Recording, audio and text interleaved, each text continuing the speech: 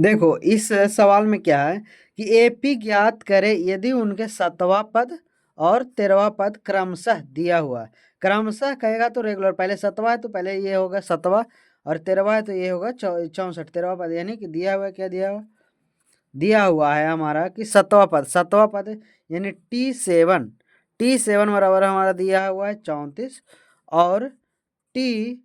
T13 दिया हुआ हमारा कितना 64।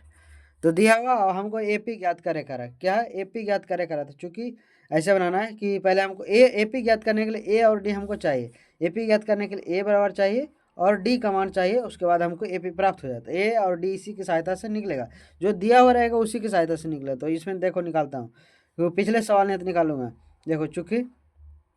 T7 दे, इक्वेशन 1 एंड 2 से चलते, इक्वेशन 1 एंड 2 से, इक्वेशन 1 तो T7 दे, T7 करने का मतलब हो गया a प्लस 6d बराबर हो गया 34, और T13 का मतलब a प्लस 12d बराबर हो गया 64।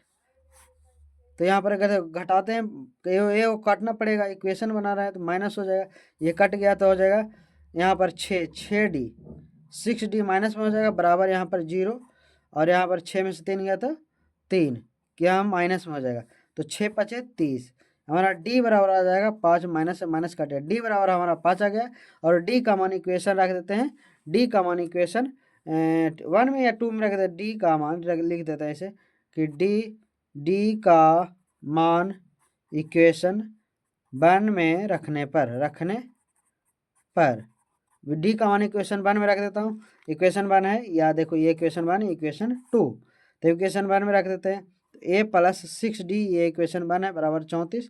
तो ए प्लस 6 और डी का मान 5 है तो बराबर 5 गुने बराबर 6 गुने 5 बराबर 34, तो ए बराबर हो जाएगा 34 माइनस 6 5 30,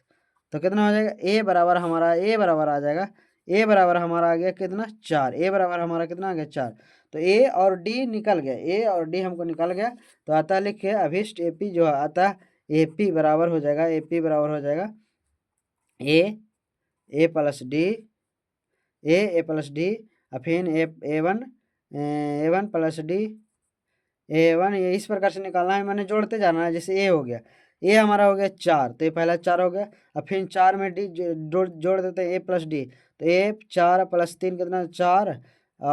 प्लस 5, 4 प्लस 5 9 आ गया। अब इसमें जोड़ना है, फिर डी